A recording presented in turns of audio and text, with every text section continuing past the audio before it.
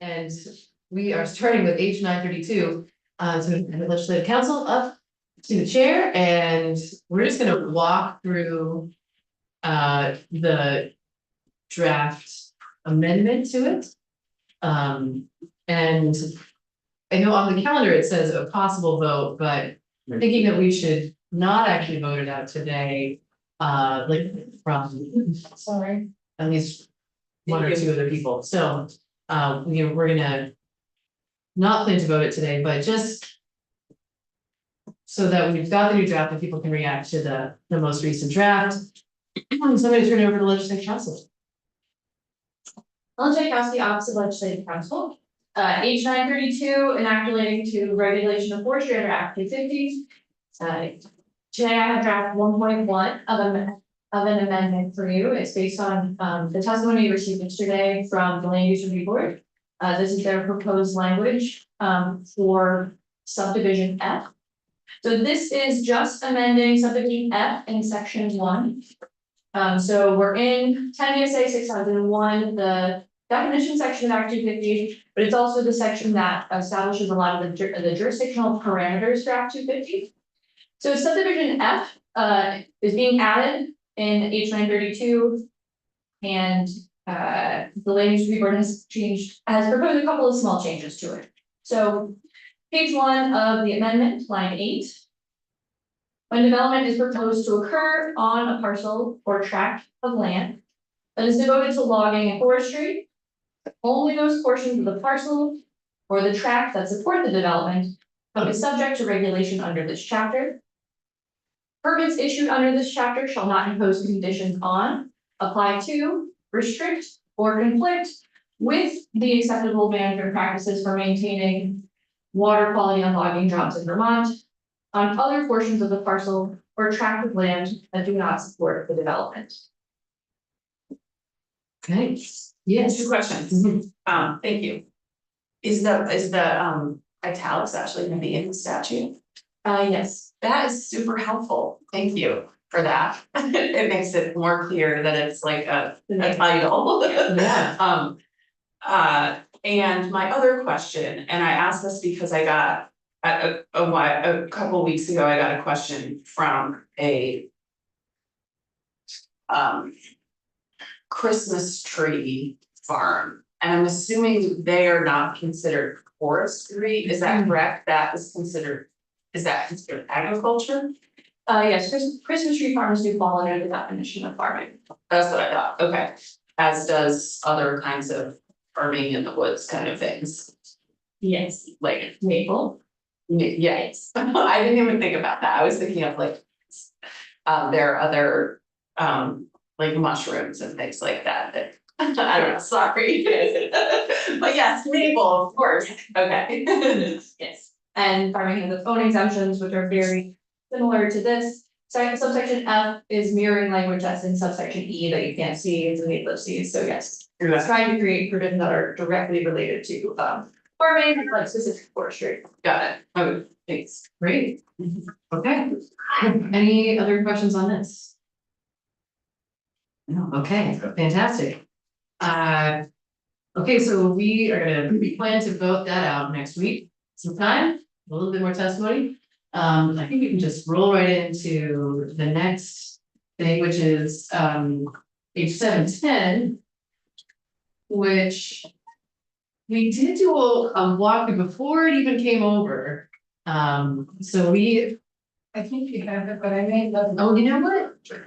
We don't have it. Oh, okay. Who knows? Okay, maybe we did not actually. I know we took some testimony. We talked about it. Yeah. At the very least. I don't think I have that in here. Okay. So I have a copy of it, but Whoa. I don't know why. Okay, I don't know why I don't. Anyone else want a paper copy of this? Okay. All right, so H 710, entirely different topic. This is an act relating to defining electricity generating facilities. So last year in the 25 kilowatt solar bill, you also included a directive to the Public Utility Commission to review the definition of plant that is used in Title 30, Chapter 89. Chapter 89 is the Renewable Energy Programs chapter, And it establishes the requirements for the renewable energy programs, so we're just talking about renewable energy here. And this definition is used quite a bit, including in the net metering program, the standard offer program, as well as the tier 2 eligible projects. So there was discussion last year about whether or not the definition should be updated. You directed the PUC to hold a stakeholder process to get a consensus update on what the definition should be. And this came out of the report that they issued in the fall on this. Clarify. Yes. Here, two. Yeah, so tier 2 of the renewable energy standard. Oh. Okay. Two. Yes, I asked repeatedly during years during the Act 181 process that we not call it tiers. Because we have tiers already for the renewable energy standard program. Very Yes, so we're talking about tier 2 of the renewable energy standard, which is about distributed renewable generation, which has a cap on it. So all of those programs that I just mentioned have caps on it, which is why a clear definition is important, because you need to determine whether or not someone can have eligibility for a program because there's a cap on the size of the project. So what this bill does is it amends directly the definition of plant, and then at the end, there are 4 definitions being added to explain further the terms that are used in this definition of plant. So on page 1 of H 710 as passed by the House. Oh, and then to have you all up, this bill came from the House, it was in Senate Finance for a little while. Senate Finance has been relieved of that bill, and now it's here, and they did not make any changes to H 710 as it came over from the House, so there's nothing from them that you're missing. So, definition of plant means an independent technical facility that generates electricity from renewable energy. Then it's striking out the language of what the definition currently requires, which is that you review a number of factors to determine if multiple facilities near each other are considered one plant or multiple plants. And that's why this bill has been referred to as a single plant bill. It's defining the line between when something is multiple projects or just one. So it strikes the factor consideration and creates sort of a bright line test. So the new language starting on line 14, multiple electricity generating facilities, regardless of when each is constructed, shall be considered one plant if the facilities use the same electricity generating technology and are located on the same parcel or contiguous parcels of land.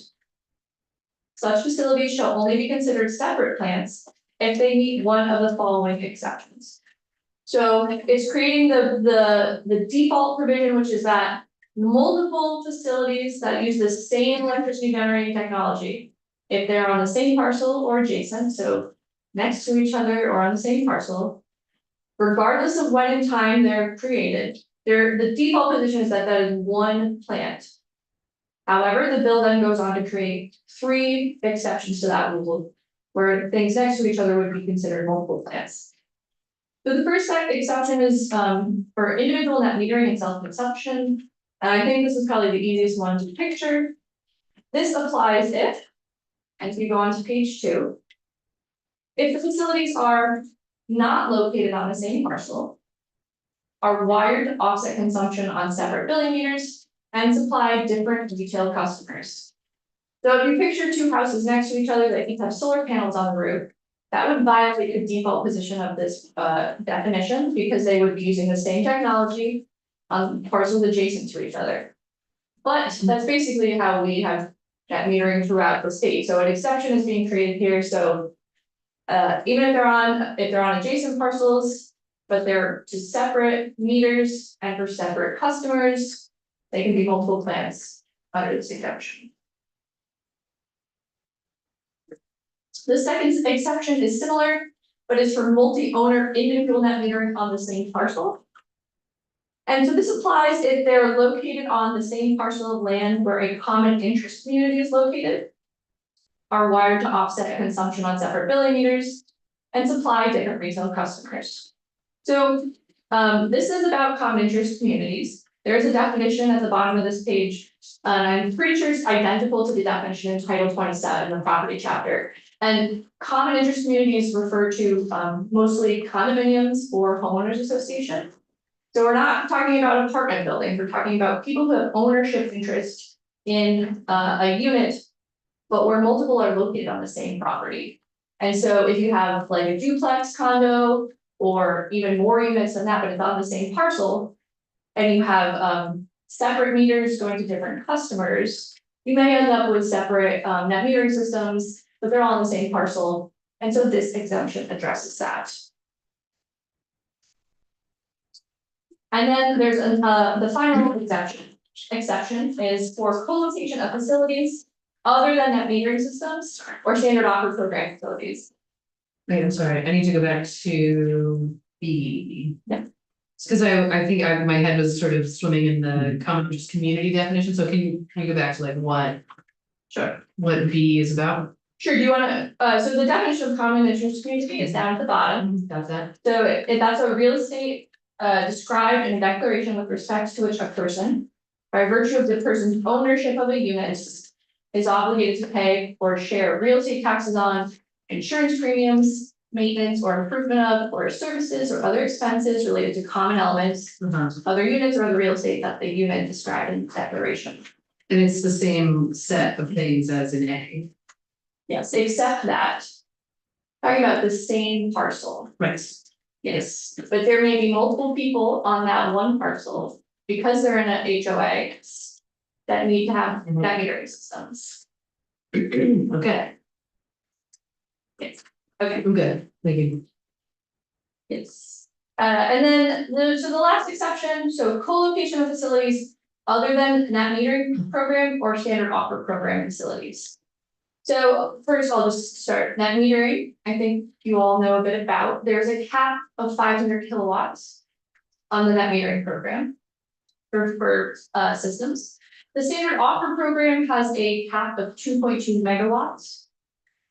And then there are other types of renewable programs that may take the form of a power purchase agreement with a utility or with another entity that would fall under potentially the tier 2 qualification. So tier 2 of the renewable energy standard requires utilities to have electricity come from distributed renewable sources, which are defined as small, local, and newer. And so the cap on the systems there is 5 megawatts. So all of those systems have a cap. And so that's why determining if multiple systems on the same or adjacent parcels is important. So for this exception, it applies if the facilities have separate points of interconnection. If a net metering facility and a standard offer program facility are not sited on the same or contiguous parcel. So this is for the purposes of this definition, a net metering system cannot be with a standard offer program system, vice versa. But net metering system could be cited next to a net metering system, standard offer next to standard offer, or net metering and tier 2, standard offer tier 2, tier 2, and tier 2. But net metering and standard offer under this cannot be cited together. And Wait, can you say that last sentence again? What cannot be cited together? net metering and And standard offer. Thank you for that explanation. That is a very clear way of saying it. Yeah. All these iterations. Yeah, I agree, this is the first Net time I've metering understood. and standard offer cannot be cited together. Thank Yes. you. Yes. Yes. And the statutory cap for the net metering program, for the standard offer program, is not exceeded on the same parcel or contiguous parcels. So if you're going to cite a net metering system next to a net metering system and consider them multiple systems, they cannot exceed the cap for net metering. And then the same is true for standard offer. Okay, well, wait a second. So if they're, So they've got 2 net metering sites next to each other. Combined, they cannot exceed 500 kilowatts. Correct. Okay, got it. okay, and 500 kilowatts is the That's the net Net metering. metering max. I'm a little bit confused. So trying to have the metering program. The first part makes sense to me, that we can't be more than 500 kilowatts. Or the standard offer is not exceeded on the same parcel contiguous parcels. So which one applies? Because that was 2.2. 2.2. Yeah. You have two standard, well, you have two standard offers next to each other. Mhm. Combined, they cannot exceed 2. Oh, okay. Yeah. Okay, thank you. Okay, yes. So, 2.2 is the standard offer. That's the standard offer maximum. yeah, 2 points, I'm sorry. Voting things, yeah. I was like, I see she doesn't understand this. okay. Sorry, so, and I'm recalling the visuals that we saw a long time ago. And I feel like I need to go like refresh my memory on that, because I think that'd be helpful. Okay, right, these I drew a two, little thing. and it was color coded even. So, Can I send those around to all of them? that'd be great, that'd be great. So can I ask you a question? So let's say you have a tier 2 sited next to a net metering project. Tier 2 maximum is 5 megs. Net metering maximum is half a meg. Is the maximum for that 5.5 megs? How does that? Because they're not under the same statutory cap, only the relevant cap for each would. So they have to live within their own world. Okay, got it. Mhm. And the first part of it means they can't be next to each other, or they can't be sited together. Can't be cited together. Tier- Oh, that's right, they can't be considered sites, so it Right. doesn't matter. Yeah, Tier Right. two is right, it only net metering and standard offer can be together. right, The other types of projects could be You can mix and combined. match. Yeah. right, so but to Senator Beck's question, if we would never get the combined cap because they can't be next to each other. So isn't that what you were asking, is if you add? Yeah, so if you had a tier 2 adjacent to a net metering, is that considered one site or 2 sites? 2 sites. 2 sites. They're okay. they're multiple, Okay. they're multiple, so they would Okay. be their own cap. They have their own caps, okay, got it. Mm. Okay. Should we keep going? Sure, so I just read you the common interest community definition, but picture HOAs, preferred condos. And then, the bottom page 2, now on to page 3. And then here are the other terms that are used in this bill, but I think are pretty, easy to understand. So contiguous, like, so they've added a definition of contiguous, so I think it's pretty intuitive. Means sharing a property boundary with another parcel of land or being adjacent to that parcel of land. And the 2 parcels are separated only by a road, recreation path, rail line, street, or river. Electricity generating technology means a method or system used to convert energy from one form into electric power, including wind, hydropower, water, solar, or biomass. Point of interconnection means the point of the interconnecting utility's existing distribution system to which a facility proposes to interconnect. And the effective date is July 1, 2026. Okay, I have a couple of questions. I know that we're gonna be seeing some proposed language around decommissioning, so I imagine that we may not be just concurring with this, but curious, this is just kind of a nothing question, but in the common interest community, you mentioned that it's the same as in the property chapter. Yeah. What are your thoughts on whether it's better to have your own definition here or just reference the other definition? So generally, we like to include a cross-reference. I do think that would help. However, this is a pretty different type of definition than the rest of Title 30. So I do think, at least for discussion purposes here, it's good to see the definition of what is being discussed, because you really are talking about ownership interests as opposed to an apartment. So if you'd like to have a cross-reference here, you can. Okay. I mean, for what it's worth, I tend to prefer cross references rather than, but it's, we do it or not, then. We can talk about that. Nice. Yes, go ahead. So if we were to adopt this language, then what problem will we solve?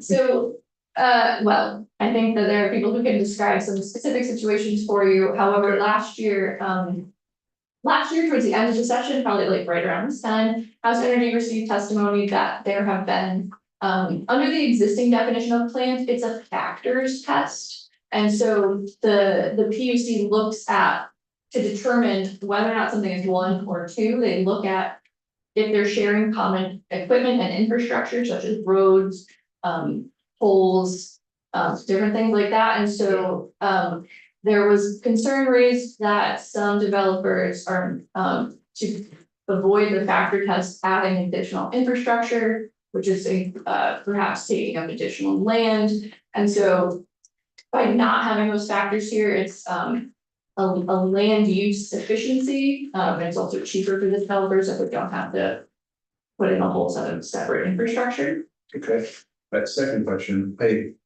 I realize this is happening all over the state, but. Bennington is kind of a flashpoint right now, from what I understand. There's a lot of litigation going on down there. If we do this, how does that layer in with all the litigation that's going on down there, maybe in other parts of the state? Yeah, so this is a common question that you all have to deal with every day Yeah. for other bills too, right? So, this bill is prospective. If you were to pass it, it takes effect on July 1, 2026, and is moving forward, it's not retroactive.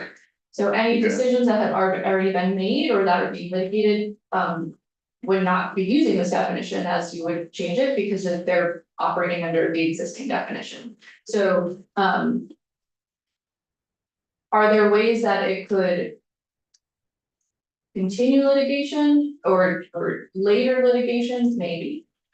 This definition has been litigated previously in prior cases, and so it is a pretty complicated issue. And I do think this language is an attempt to be more clear and have less risk of litigation because it's pretty straightforward.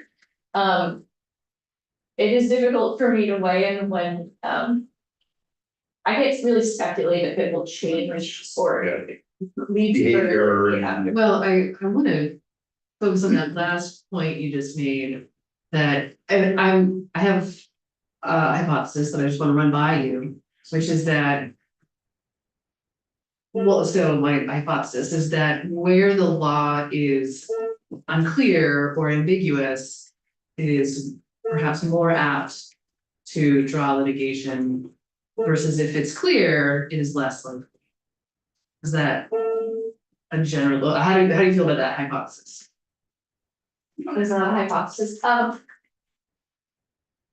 yes. I mean, if you don't want it, you yeah. don't have to, I'm just gonna put that out there, that that's a hypothesis. Part of the purpose of the Office of Legislative Counsel is to ensure on your behalf that the laws that you are creating are as clear as possible so that people know how to follow them. And litigation is the result of people not being able to solve a dispute. However, there are sometimes people who are litigious. Mhm. And so you can plan as best you want to make the statute as clear as possible, and that should be the goal. You cannot always predict if someone is going to sue as a result. Mhm. Sometimes you can, Mhm. sometimes you Yeah, can't. yeah. Okay. Great, yes. I'm still reading C because it's still really hard for me to understand, so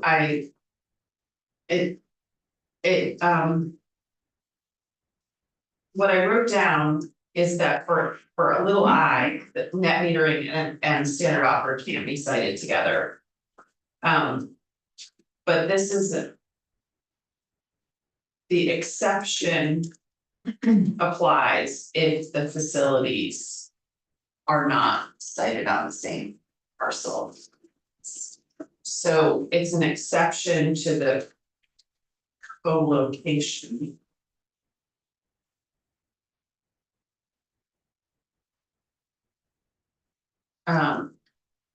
It's an exception to the separate plant if they are. I'm having a hard time with this third one. Yes, I also think the third one is confusing. The default under this proposal is that if they're next to each other and they have the same technology, they are one plant. Okay, This is saying though, if they are not net metering and standard offer and they're under the cap, they could be separate facilities. Not one plant. there. they're not. Okay, I still have to think about that. Say that again. Yeah. If they're not, net metering or standard offer adjacent to each other, because that's not allowed. And then they are under the statutory cap, they can be considered multiple plants. So a 200 kilowatt net metering system can be sited next to a 300 kilowatt system and be considered. That No, metering, no, metering, sorry. both of those are net Okay. metered Net metering, thank you. and be considered separate facilities. Otherwise, the one that was there maybe earlier in time would then need to consider the next one, part of its facility and go through the update process for their CPG. But this says this is an exception for things other than net metering and standard offer. And I says. That. Is talking about net metering and standard offer and they're.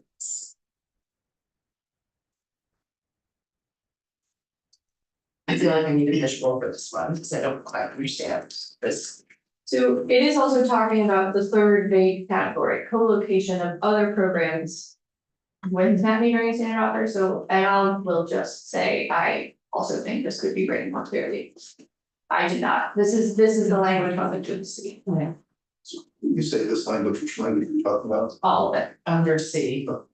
Yeah, Senator Beck, you. Yeah, so, Ellen, if you have say you have a 200 kilowatt net metering site and they want to develop a net metering site next to it that's 400 kilowatts. They can't be considered the same site because they would see 500. Under this, so they would be considered the same plant, and they would need to go through the update to get an update to their CPG, which they might not be able to get. Because it's over 500. Yes. So in order to avoid that, let's say the CPG comes back says no. To avoid that, would they just have to have separate transmission equipment? They would have to have less panels. They'd have to bring it down to below 500. Okay. Because there's no way they can avoid that same site, they just have to be less than 500. Yes. Okay. Unless you don't change this law, if you don't change this law, Yeah. And if it's if it's parcels next door, next to each other, with separate ownership. Then what? say, ownership is not taken into account in this, So it really is just physical proximity. this is proximity, okay. Okay. So the second owner coming in only gets what's left over. Potentially. And these contiguous. Yes. Okay. So some of this is a policy decision for you. Yeah. If you have an issue with the policy as it's being framed by the PUC, this is you as the body asked them for recommendations based on conversation with stakeholders.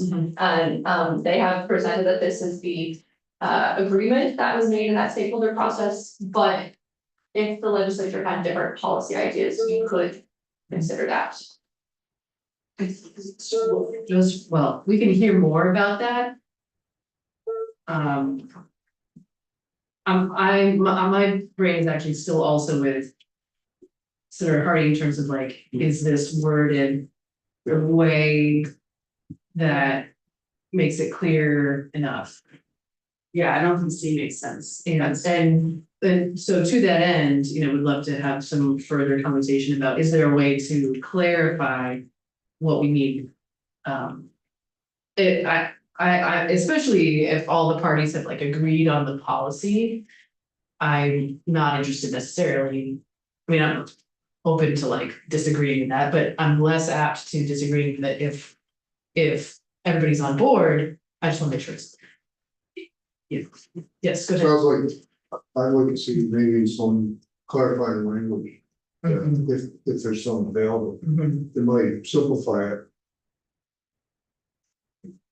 I think that's something we can talk more about, like, yeah. Okay. Okay, anything else? Nope. You and yes, yes, Can I ask the question again? I know that you're the press person and not a policy person behind this. But answer the question, you did answer it once, but answer it again. What's the point here? What's the? What problem? Who asked that? Well, we can also ask that of other people as well, but. Yeah, I'll keep asking. Yeah. Right, and I wanna be careful of framing what happened last year. It is my recollection last year that concerns were raised, that under the current definition of plant, it's a factor, there's a set of factors that the PUC reviews. And some potentially some developers were really trying to avoid going through that factor test by adding clearly trying to indicate that there were separate infrastructure for projects. So adding additional roads, adding additional poles and additional things that potentially were making it sprawl-esque. So theoretically ending up with 500 or one sites right next to each other. Right next to each other, and then they have separate roads and separate poles. There could be more efficiency of land use. This will allow for shared assets. Yes. Mhm. And if I'm not mistaken, there's a motivation to have more solar, and so. Oh, Yeah. right, and which is potentially additional costs for the developer, driving project costs up and or taking up more space where other solar could be staying. And yet this lowers the potential. That's what we're talking about, net metering down to 500, whereas previously it could theoretically have been 500 and 500.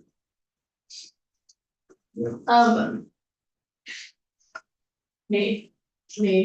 I think a thing to remember, is that anytime you put a cap in statute. People are going to try to find ways to, get around that cap, not exceed that cap to the most of their abilities. And so I think there may have been some creative things that were maybe not the most efficient use of it. I don't know. And this is for a PUC question, I guess, so but is it also the case, that this was the way it did when we didn't necessarily want too much power centered in one place, that we could up the amount of power stand in one place that didn't actually hit the grid? Is that part of this or not? No, okay, I'm seeing no, okay, all right, okay. Trying to figure it out. Okay, well, we are definitely gonna need to hear more about this. Unless there's other questions, I think, yes, We're taking more testimony today. you're not taking more Okay. testimony today. Well, I was seeing around here from the people who are sitting behind me, Indeed, so. indeed, If we you can are. help me understand C or bring us to clearer language, that would be really helpful. That would be great, yeah. Okay, super, thank you. So not on our otherwise scheduled program, we're gonna go back to 9:32 because Mr. Duran materialized. So thank you for materializing. And we may even hear from Gwen Zakoff, who is listening, so she may zoom in. Welcome, yes. Sure. Thank you so much. The shield one. To raise these tables. Yeah, It's really low. Yes. Yeah. That's weird. All right. Welcome on short notice, here you are. Yeah, I'm just building, so there. That's great. So we have this, I don't know if you had a chance to see, we have some Yes. new language, so any thoughts on this or and the rest of the bill? The rest of. Yeah. Of page 932. So for the record, my name is Dan Duran, Executive Director of Professional Logging Contractors in the Northeast. We represent timber harvesting and hauling contractors here in the state of Vermont. I actually am here because the logging expo is up in Essex Junction, starts today and tomorrow. So we have a presence up there, but I need, and I've also been in the state since Tuesday night because we had safety trainings down in Westminster for our members in Lyndonville yesterday. So this is Vermont, so. Right, very good. Anyway, just to actually worked, and I saw that you had 9:32 on your agenda, so I planned on being in the building, so here I am. Symbiotic, so, I testified on this bill, as did Sam Lincoln from Lincoln Timber Farm Timber Harvesting, when it was in the House Ag Committee. I think it was back in late January, early February. That obviously became a committee bill and is now before this committee for review. So we are strongly in supportive of the bill and changes that have been made. Specifically, we are very impressed by the work that the LRB has brought forward, the work that they've done with FPR. I think it's created a really positive dialogue amongst a lot of different stakeholders as to the issues. This all, as you've heard, this kind of resurrected itself after a Act 181 Wood Products Manufacturers Report that was conducted with stakeholders last summer. Sam Lincoln from our membership was on that group. There were two specific changes that came out of that. I mean, there was a list of 9, I believe, but there were 2 specific changes that we wanted to see move forward, which are products in this bill. One is to clarify that forestry activities below 2,500 feet are indeed exempt, which provides parity with agriculture. I think this is something that has really been lacking clarity for a long, long time. It's created a lot of, I would call it chaos and confusion. You've probably heard about HB logging and the Kirby mulch facility. I don't know if that has come up in discussion. Heath Funnel invested $300,000 in an Act 250 process that we're now hearing after the fact wasn't necessary. And I think that situations like that have been coming up over the years, which I think that this bill will clarify. So that was one of the recommendations. So that's in the bill before you. The second piece is around the confusion around log and pulp concentration yards. Those should be exempt from Act 250. There were the changes that took place with Act 181, which mischaracterized them, and so now it's providing clarity. The piece that's before the committee this morning that the LRB and FPR have agreed upon, we are also strongly in favor of. There are there are additional conversations and training that need to take place at VNR with respect to this language, and I'll kind of give you a layman's example on where this comes into play. So you could have a 100-acre parcel. 10 acres is under an Act 250 permit for a commercial development, but let's say in that buffer area, there's a stream or a logging operation is going to take place on the 90 acres that's not under the permit, but they need to use the stream to cross to get to a landing, which could be within the permitting area. Our belief has always been that that should be allowed because it has nothing to do with the permitted area. And the AMPs that have to be employed in that stream crossing should not be subject to Act 250 permitting. So again, that's what I believe that yellow highlighted language that was brought forth. And again, it's been agreed upon with FPR, the LRB, we're in agreement with it. But we think there's another step that is non-statutory, and that is there has to be some training within our staff and LRB to make sure that they understand these situations as they come up will not trigger an Act 250 permit review. So again, that's outside the purview of this bill and outside the purview of this language, but we know that there's been conversations taking place and that those will continue and good work will occur. So we are strongly in favor of 325 as the. Super. It's cool. Thank you. Glad to hear that. 2 questions. The training and conversations will happen. You don't need us to say these should happen. You're confident that everybody's not bored with that? For right now, I'm gonna provide a hall pass. And so, Okay. yeah, so I think everybody understands. See the principal involved. Yeah, exactly. But my other question is, the AMPs, my recollection from back when I was on the Ag Committee, those do cover how to safely cross streams without having sediment runoff, et cetera, when you're doing a logging operation or a logging job. Okay. Yes, they do, but our concern throughout this entire process has been, again, use that, it's gonna happen on a very small percentage of cases. Yeah. Where you have an AMP situation that you have to follow. Where there's, again, I'll just use that buffer example, where there's a stream that has to be crossed, the landing's gonna be on a permanent area. And we don't want that AMP process to then trigger an Act 250 Right, review. right. That's what I think this clarifies. Okay, cool, thanks. Yeah. Okay, any other questions? Okay, No. great, super, thank Other you. problems you wanna solve while I'm here? Well, No. you don't have a magical wand. That's your language on the site. Yeah, yeah, healthcare. Yeah, how about these, wanna talk about these? Thank you for having me. Okay, so now we're gonna go to Ms. Zakov, who is joining us virtually, welcome. Hi, this is Gwen Zakoff on the VFPA. I don't need to add too much to what Dana had said just there. The Where are you VFPA, on? Sorry, the VFPA, what is the VFPA? Vermont Forest Products Association. Okay, great, sorry, thank you, carry on. So after the Wood Products Manufacturers Report was issued on June 30th, 2025, the VFPA Board of Directors put together some priorities from that report's findings to move forward and ask the legislature to enact some of the provisions. And what you see in 932 is several of the provisions that they put forward as priorities for this legislative session. And so we're really excited to see it get this far.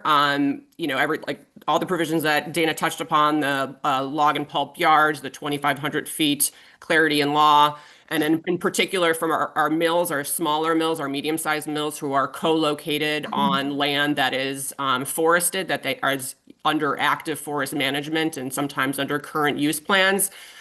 Being really clear in law and creating parity with agriculture to make sure that when development occurs and a sawmill is put up, for example, that the entire parcel isn't brought into it, because there have been instances, even very recently, in Randolph and Bethel, where a sawmill that was co-located on a very large parcel of land that was located, that's enrolled in current use, was the entirety of the parcel was included under Act 250. So when they were following their plan under current use to do a cutting on their land, they're having to seek an Act 250 amendment, which it just really doesn't make any sense. So we see this as clarity in law. We see it as bringing it in with the times, and we're really supportive of the language, including the most recent changes that were brought forth by the LURB and FPR. They've been working really well together, and we're really happy that everyone's come together and come to a solution. So we would appreciate the committee support. Great, any questions for Ms. Zets? Okay, super, thank you so much. Thanks for being here. Okay, we just lost Jude. I think we're gonna end up taking a break, but otherwise, I think we could vote this out today. I wanna pause on that question, and at least wait till Jude gets back. Okay. So, let's take a break so our next witness is in at 10. So we're gonna take a break at that point, and then I think if we do vote it out, it will be probably, I would say after, well, sometime later this morning, if we do choose to vote it out, so. Yes, so we can talk about that. Okay, so, with that, we're gonna take a break. I'm gonna put us on mute.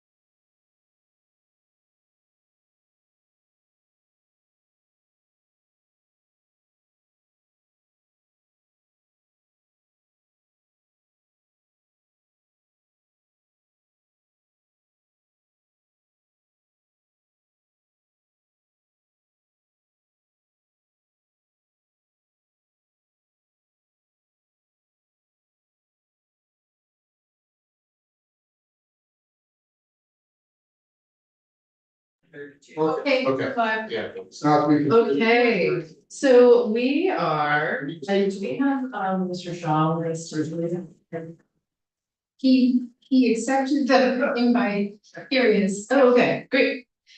So before we go to our next witness, we are gonna just vote out H 932. Is there a motion to? I move that we vote. H 932, find H 932 favorable with an amendment, draft number 1.1 amendment. Not we good. It looks like you're leaving. See, that is actually what section C of that bill was like. It's like, this is an exception, except for it's not an exception. That is leaving, except for it's not leaving. Thank you. So you're saying, Yes, I just. that's it with the As amendments. amended by draft 1.1. Okay. Great. Yes, clerk is ready. Okay. Go ahead. So. House Bill 932, favorable, motion is favorable with amendment draft 1.1. Senator Beck, yes. Senator Baumgart. Yes. Senator Harder. Yes. Senator Williams, yay. Senator Watson. Yes. Okay, 5-0. Report. Oh, I'll report it. okay, great. Thank you. Yeah. Yeah. Thank you, Senator. That's great. Okay. So we're gonna move back to data centers, age 7 to 27. And our next witness is Mr. Jigar Shah. And I'm so grateful, thank you. So grateful that you're able to join us this morning. And just by way of a little bit of introduction, so he's got an incredibly impressive bio, but just to keep it short, I'll just say that under the Biden administration, he ran the Department of Energy's loan program and was responsible for deploying billions in financing for clean energy and climate. So welcome, Mr. Shah. Thank you for joining us. Thanks for having me. Did you want me to make an opening statement of any sort, or did you want to just go straight into Q&A? I think an opening statement would be welcome, and Share screen. yeah, if you want to share your screen, you can. So I don't have any slides, so I'll just make it verbal. Okay, great. Thank you, Senator Watson. And members of the committee, my name is Jigar Shah. I've spent my career working at the intersection of energy, finance, and infrastructure as a founder of SunEdison, as a clean energy investor and entrepreneur, and as a policy advocate. I appreciate the opportunity to speak to you today about Vermont's data center legislation. In terms of, I submitted some testimony to Senator Watson for you guys to read it at your leisure, but just a couple of high points I just wanted to name. I'd say that the framework here, I think, is really the challenge that I think everyone is confused by. If you go to your electric utilities broadly and say, are there places on the grid that we can use technology to identify that can handle, in Vermont's case, a 10 megawatt data center, a 20 megawatt data center, a 30 megawatt data center without substantial increases in investment? The answer is yes. I don't think the utilities actually know where those places are. I think they actually need some help from software companies like GridCare or Google Tapestry or Camu Energy or others. But they can be compelled by the legislature to do that analysis and to find the places where they can put data centers in that would have relatively little additional investment required by the Public Service Commission to approve. The next piece is that when they identify those locations, they often don't have enough capacity there, 8,760 hours a year. So normally what happens is they mostly have capacity there, but 100 hours a year, there might be a problem. And so what all states are doing, including Texas, first and foremost, but also California, is moving to what you call an interruptible rate, which we've had for 50 years, so it's not new.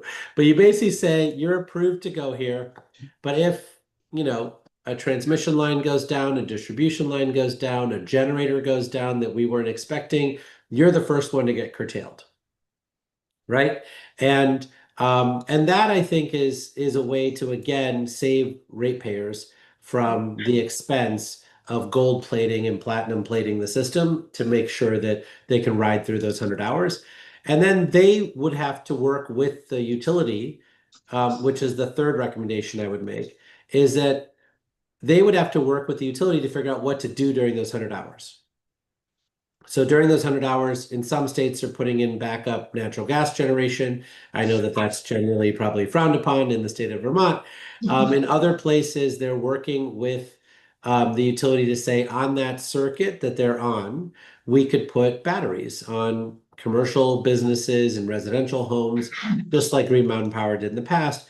And instead of having the data center turned down for those 100 hours, we'll turn down those commercial facilities and residential facilities by switching them to batteries, right? So the commercial facility and residential facility basically gets a free battery, and the data center gets to ride through those, 100 hours a year, right? And so win-win for the community, right? You get a backup battery for yourself.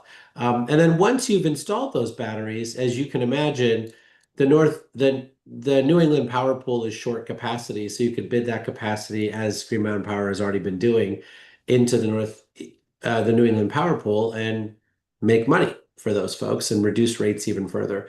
So the way the data center load growth reduces rates for everybody is by making the system that we already have paid for more efficient, right? Because the system you've already paid for is used about 50% of the time. And the other 50% of the time, it's highly underutilized. And so by adding the data centers intelligently into the grid, you increase utilization and could decrease bills for everybody by 5%. And so that's the goal, I think, of the recommendations I'm making. And so with that, I'll pause and take questions. Well, just in there was a lot to chew on. We have a question over here. Yes, go ahead. Did you say that by utilizing that 50% that sits idle, the consumers only save 5%? Or did you mean to say 5%? I mean, it could be bigger, but you guys already have, a well-run state. So if it was Massachusetts, I'd say probably 15% reduction in rates. But your utilization is already at a point where I think adding the data centers would reduce bills by probably like 5% if done smartly. Okay. So I think I have a bunch of questions, but other thoughts, because this is very interesting. So so you mentioned interruptible rates, or I guess I should say Tariff. a tariff. Yeah. So this is kind of a new idea for me. This is something that's common in other states, did you say? And common in Vermont. So like Okay. for 50 years, industrial loads have been put onto an interruptible rate, right? And so this is not a new concept. Okay. But I think it is new for data centers because data centers largely came into being over the last 20 years when we've had a lot of excess capacity in the grid. And so they've been able to take up some of the excess capacity that's been freed up in the grid from closing coal plants, closing manufacturing plants, other things. And so even though interruptible tariffs are not new to the electricity system, it's new to data centers. Okay, so. Okay, and so, yes, Ski rates operate that way. ski areas operate that way. Okay. Okay, that's interesting. And. Okay, and that is not something that you're seeing in the draft bill right now? Or, It's not explicit enough in my Okay. recommendation. Like I think you hint at it, but I don't think you're really saying it explicitly, which I think is important to do, given that like I feel like everybody in this moment right now feels at least in the government, is like accommodative to the data centers. And so I think if you're not explicit about it, then the government sort of says, well, you didn't explicitly say it, so I don't know that we have to impose that. okay. Okay, so that is helpful. I want to go to your second point about the battery storage. Again, this is something that as was reading the bill, feels like is not called out specifically in the bill. Is that's also your understanding that we could or should be calling out more explicitly battery storage, virtual power plants. And actually, just for the context, I'm not sure that we in this room have talked about virtual power plants. If it is there, could you give us like a super brief definition of what that means?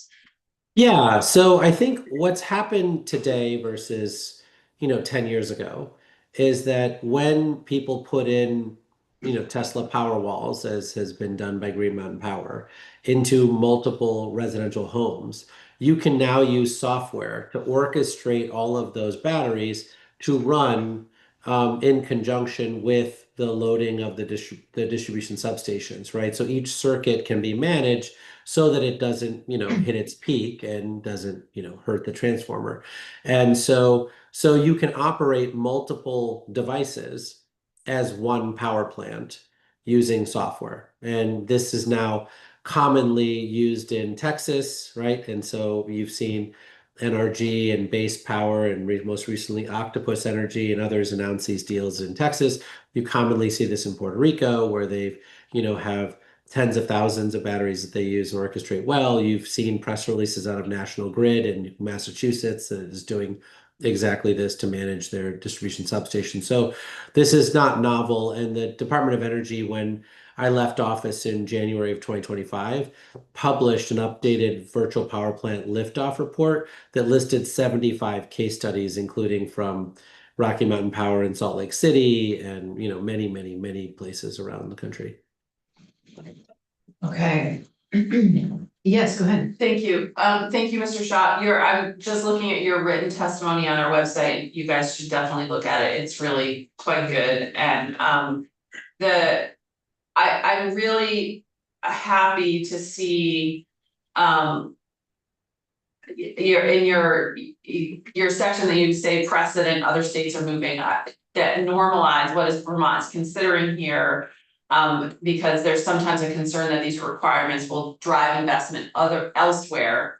And then you say, but that is not the case, that, a well-regulated approach actually could bring investment in and make it so that it is beneficial to ratepayers. And I appreciate that. And I wonder if you could say a little bit more about that. Yeah, I think that where the data center companies are today is less about regulation and more about rules of the road, right? What they really want to know is what are the rules for working in Vermont? And if we meet these rules, will you give us permission to operate?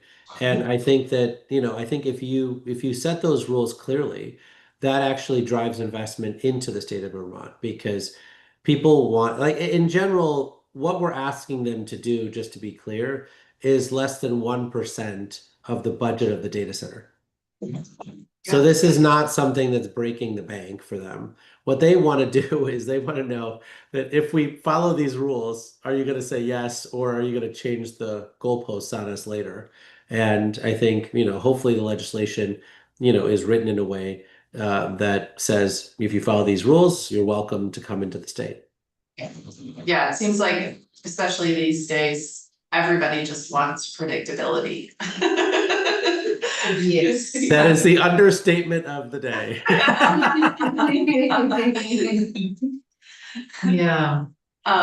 Thank you. I mean, I for the other points that you make in your testimony, I guess I would need to understand where in the bill and how in the bill we would insert these things, because they all seem like very reasonable and good ideas. Yeah, and I've certainly talked to Adam and Ben, and I think you have tremendous resources within the state to be able to help you with the technical assistance around exactly how to change the bill to reflect my testimony. Great, thank you. I'm wondering about, as your fourth recommendation restricting the use of fossil backup generation. When we did hear some testimony previously about that for some places, they just have these jet engines that are powering them. So I'm just reading this sentence here. Vermont should establish clear rules that backup generation is backup used only during genuine interruptions of service. Does that, I'm wondering if you could say a little more about that.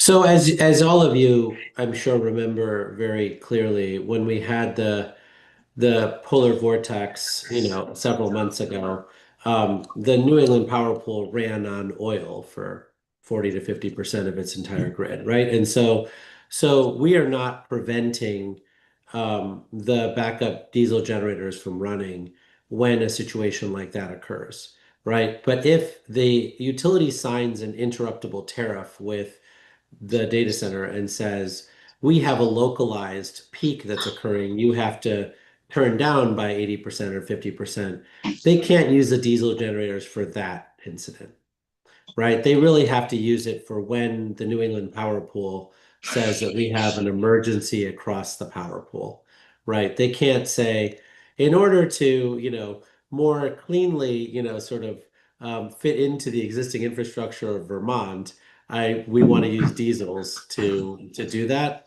That we think is, not consistent with what backup generators are for.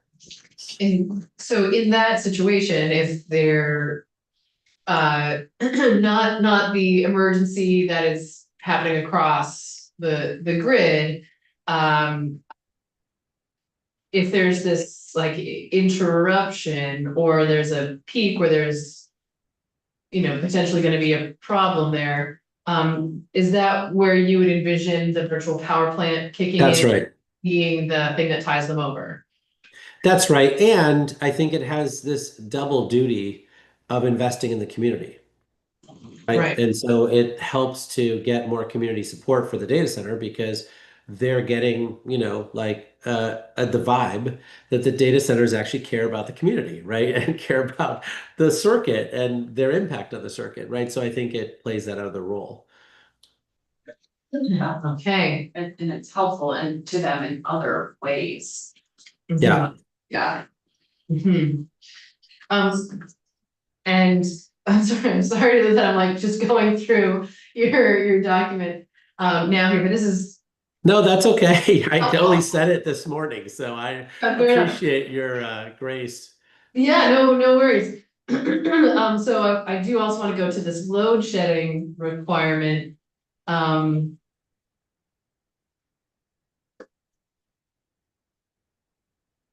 so how is load shedding? I guess I'm starting to see all of these requirements as sort of fitting together. They do. Yeah. And so, because the load. So just one, I think you did speak to this, but one more time, can you speak to the load shedding aspect a little bit further? I apologize, thank you. No, I think it's a good question. And these words, I think sometimes like all sound exactly the same because they kind of are, right? To the Vermont public.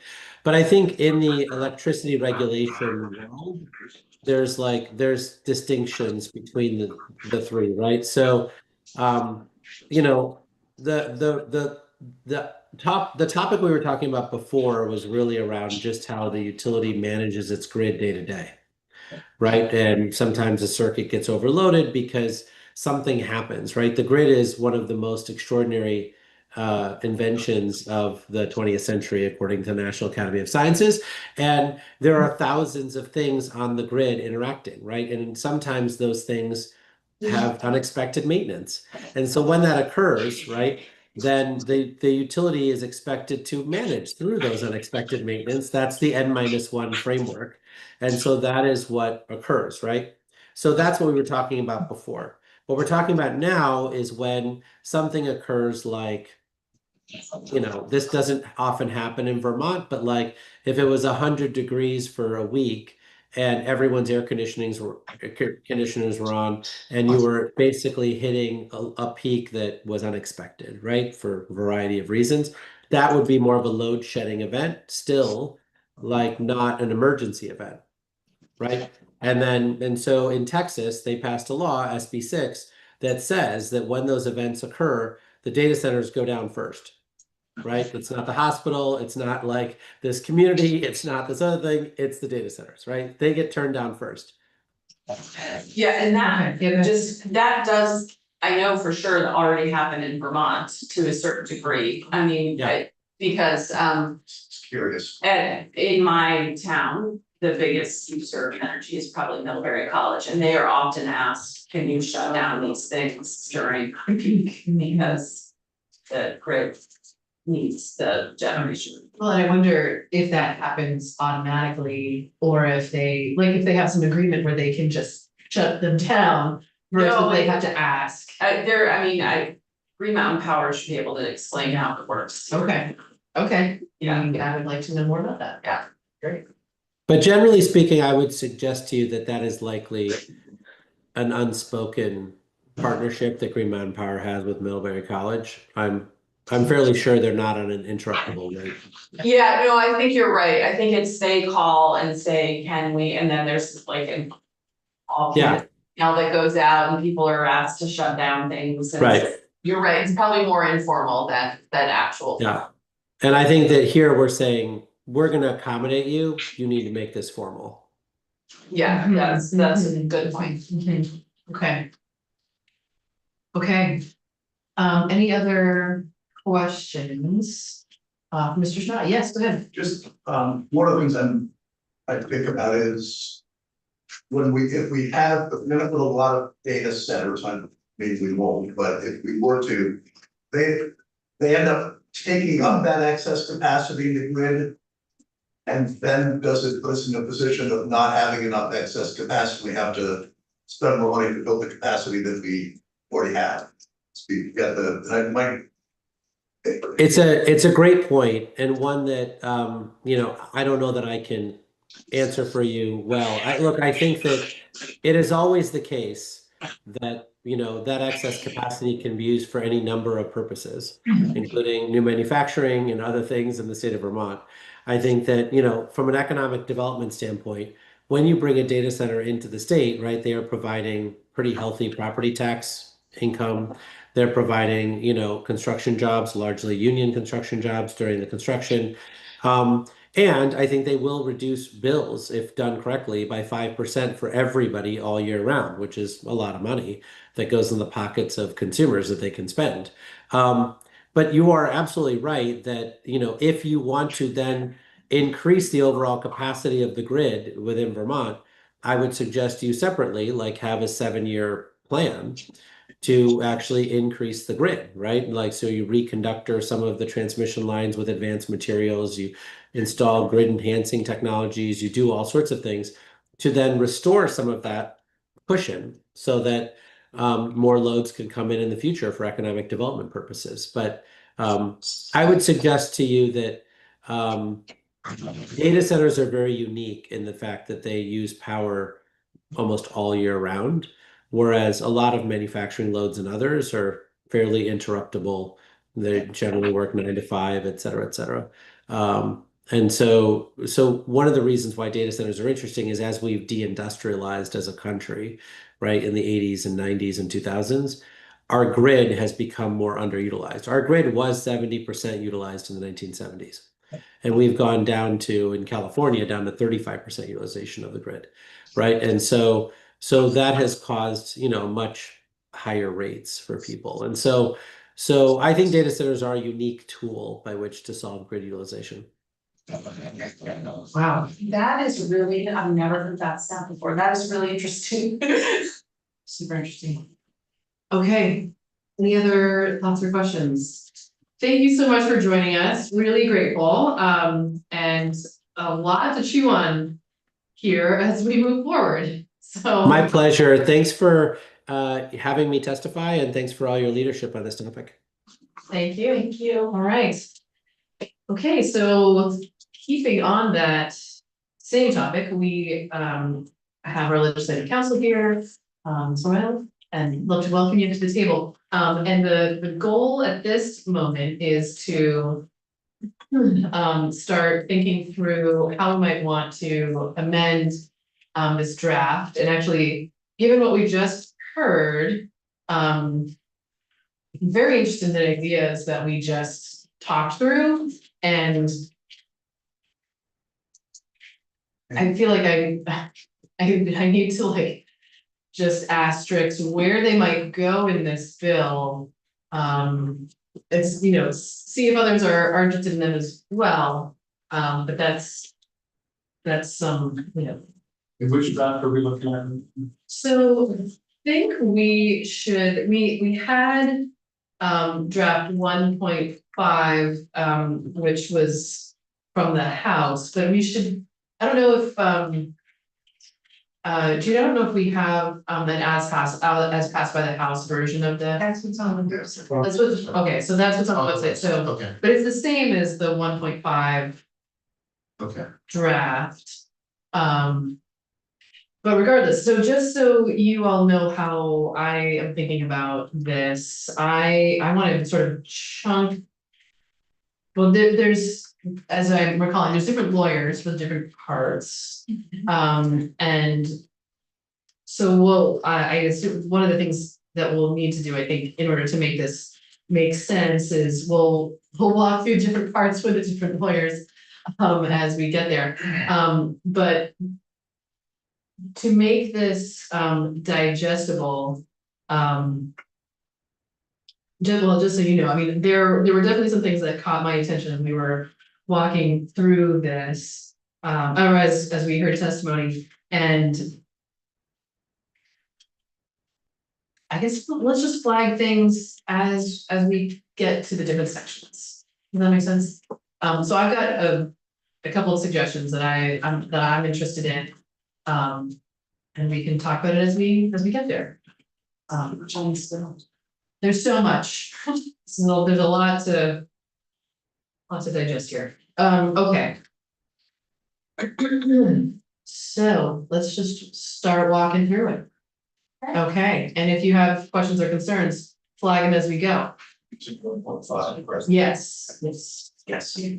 Or, so Maria Royal with legislative council, so we started with draft 1.5 because you started reviewing it before you actually got the bill. Yeah. in the Senate, so, but substantively it is the same, so right now I'm looking at as passed by House, so whichever you have in front of you is fine. So we'll start walking through it again, and do you want me to share my screen and pull it up, or are you comfortable? Let's see if you need to. We're all in at it. So, Okay, that's perfect. okay. So, the first section is the new subchapter in Title 30, and this deals primarily with the service entity contract between the utility, the distribution utility, and the data center, as well as some other additional requirements, generally overseen by the PUC. And then the later sections have to do with Act 250 water use, environmentals, okay, and then some reporting requirements. So anything to do with the energy or the electric grid is you. Correct. Okay. Correct. Okay. Yes, as you know, Ellen generally handles Act 250, energy policy, renewable energy. I know she's super busy, so some of the stuff I can kind of walk through generally, Okay. with notes for her. I've been keeping her noted. Yeah. Mine go very easy, known as water. Yeah. A lot of that's very technical. I have been talking with them, I'm familiar with some of the issues, so we can, and he knows to come here if he can. He had to be on the hospital for a little bit, so he may go. Okay, so we'll start with, kind of PUC oversight provisions, just a short title.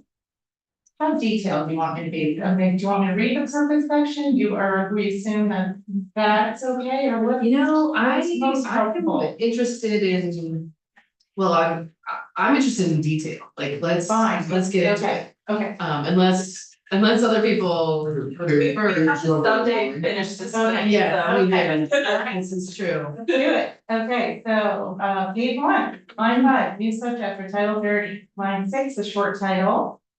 This subchapter shall be known and may be cited as the Vermont Sustainable Data Centers Act.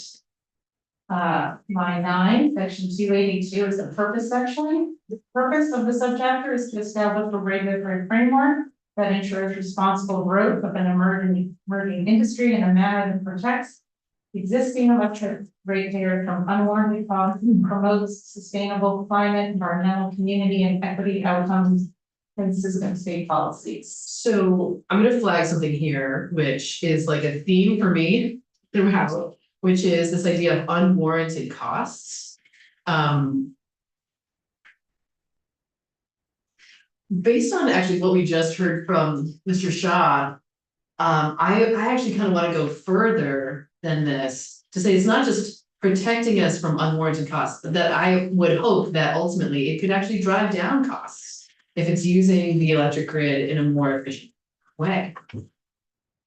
Power has testified that these could be leveraged at the reduced rate. Yeah. Right, and that's what we just heard also. Yes, So, yeah. so I actually find the use of the word unwarranted costs problematic, because that means that you could have warranted costs and. Warranted. Yeah, and so it's costing you more, too bad. It costs that are unique to the data center or something. Well, it could say in a Yes. manner that lowers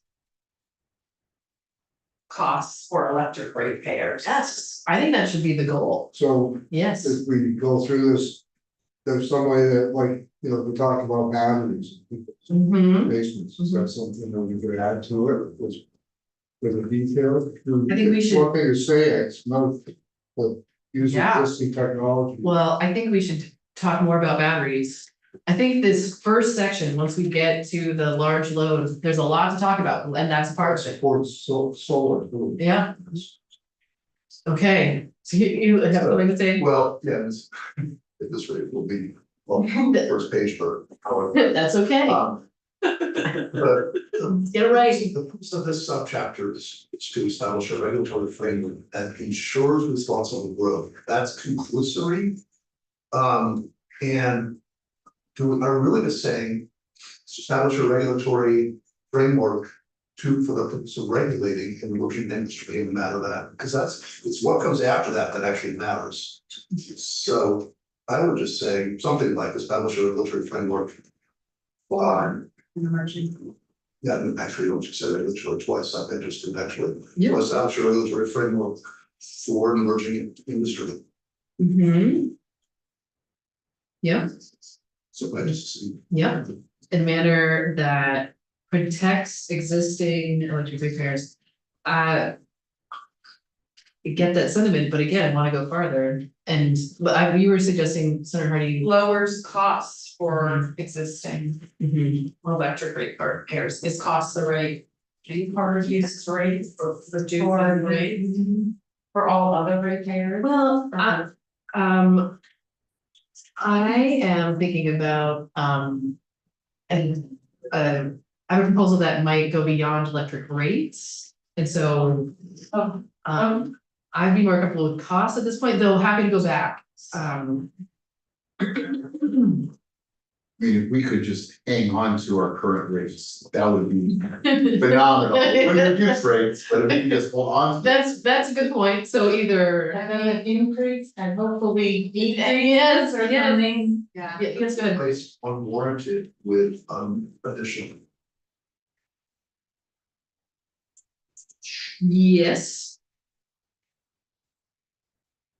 Protects, State costs. yeah, but so protects electric makers from additional costs, yeah.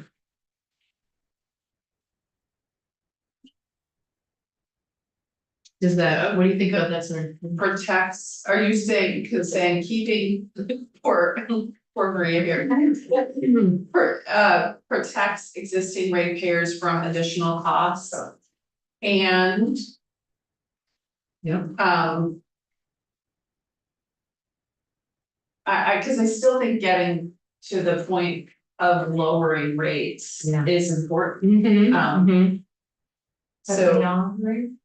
So generate savings, are you saying for all Vermonters, or are you talking just like beyond electric Well, rate, this is like Yeah. Well, I think lowering additional costs is broad, Mhm. because that's cost, talking Yeah. about all costs, and you have Mhm. ideas about other Yeah, costs. yeah, And then something about lowering rates too, because I mean,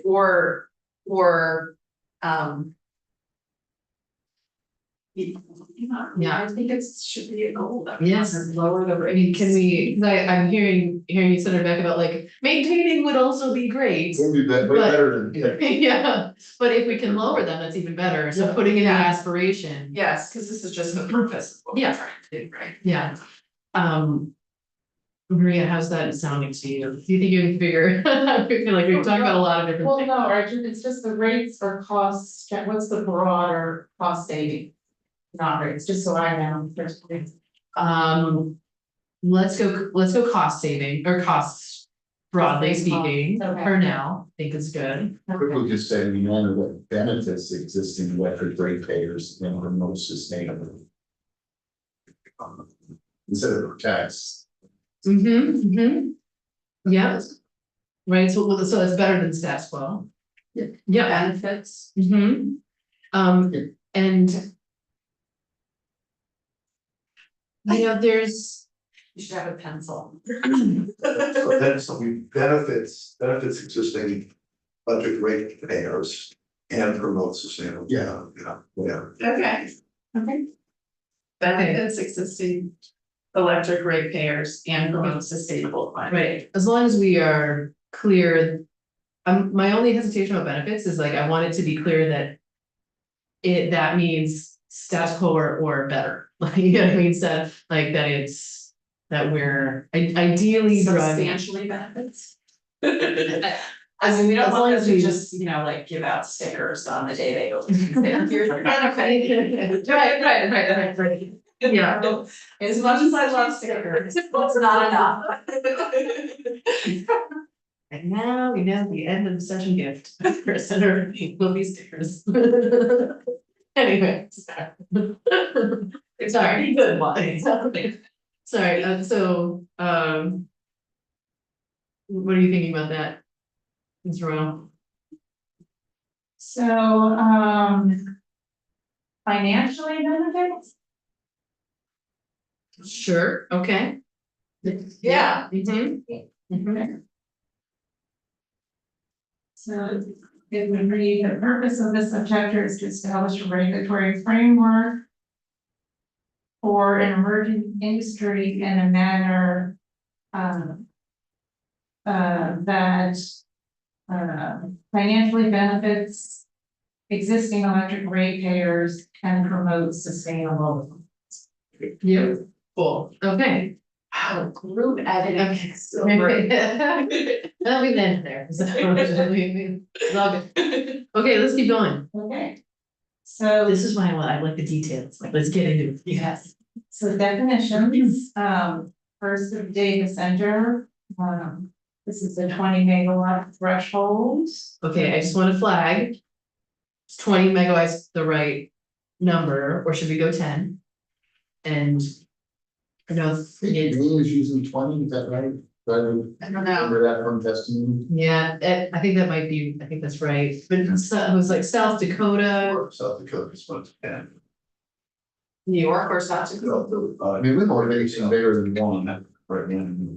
Yeah, So maybe it's in some- okay, So if I understood correctly, if I wrote it down correctly, that the 20 megawatts is the same as 20,000 homes.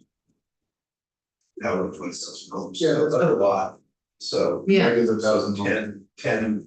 Yeah. yeah, Sure. I think 10. 10, yeah, okay, And it's a good round number. yeah. yep.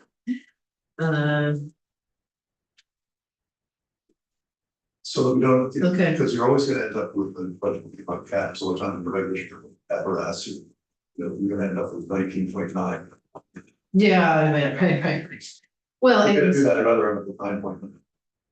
I do think of, so, sorry, you said like 20 megawatt would be 20,000 homes, so 10,000 presumably, Yeah. 10,000. So it's a lot of power. And I feel like there's this, I have a threshold in my mind anyway, of like a 10,000 home or 10,000 person city, I guess, that's. It's different than 20,000 homes. I mean, but still, PennDOT is a little bigger than Middlebury. yeah. I mean, that's big. Yeah. It's a lot for Vermont. Yeah, okay. Okay, let's see. Oh my gosh, page 2. What's up? Well, obviously you need to take testimony in that. Yeah, no, that's fair, but as long as we're putting it out there, yeah. Okay, so also definition of facility, building, equipment, structures, et cetera. Then should we go through that and also make sure that that's all stationary items located on a single site or on contiguous or adjacent sites that are owned or operated by the same person or by any person that controls, is controlled by, or is under common controls. So it's, and facility is used in the definition of data center. Data center means facility, not. I'm good with this. Yeah, okay. So now we get into the large load service equity contract, which must be approved by the PUC, on line 5. So subsection A, for the purpose of ensuring just and reasonable rates for all ratepayer classes, mitigating the risk of financial exposure to electric distribution companies and their existing ratepayers. The data center can be served by an electric company pursuant to a large load service equity contract approved by the PUC. Okay, so here, line 9, mitigating. This, like I said, like this is a theme for me in this bill. Is like, if you're saying that you have to mitigate the risk, then like some amount of risk is fine, but like, look, we made it better. Here's a sticker. We made Well, it better. especially because we just said that it has to financially benefit. So Yes. this should be maybe put into the positive that it's ensuring a just and reasonable. To lower the risk. Yeah, and lowering the risk of financial Yeah, or eliminating the risk. yeah, yeah. I guess. Well, in this case. Mitigating could actually be a good thing. Because we have the status quo. And then when the plant comes online, it mitigates the risk. Not of itself, but of. The system. That's actually a good thing. Yes, go ahead. Point, but But mitigating means to. That's not, what's the definition? Yeah, right, like, Yeah, this is. Like reducing and it, yeah, It's often used in regulations just because it's very hard to 100% ban Right. like making something illegal, but in actual fact, you can't really. But you can certainly have stronger language, I will at least say I'm interested in stronger. yeah, no, absolutely, Substantially mitigating, I mean. If we can lowering the risk is.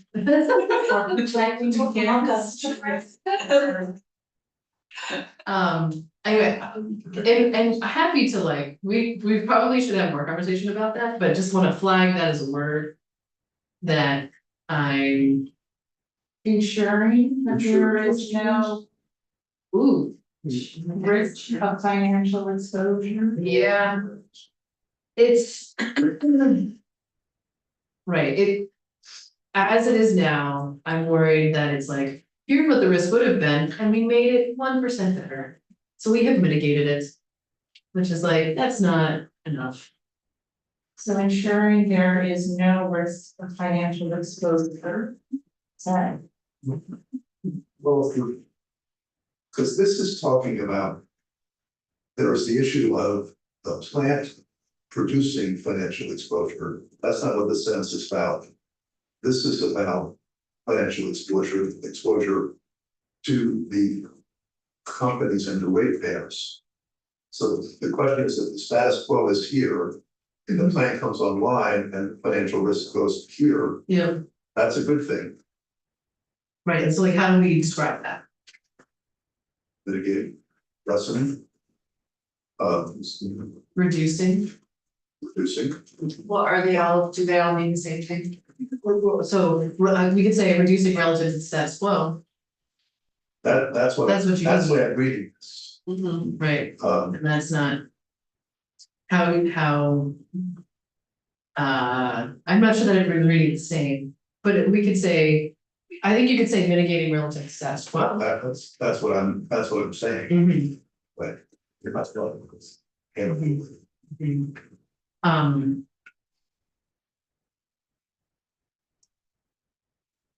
Jones with you. yes, go ahead. Later on for GMP, I mean, you could say something like. Reducing to the greatest extent feasible. It puts the emphasis on you're trying to get that down. I also just want to say for the record that, you know, the large load contract that's going to be negotiated between the host utility and the potential data center. The utility has a vested interest in mitigating to the greatest extent possible that option. I did listen to some of your earlier discussion, the pace of my travel up to the state house increased as went on.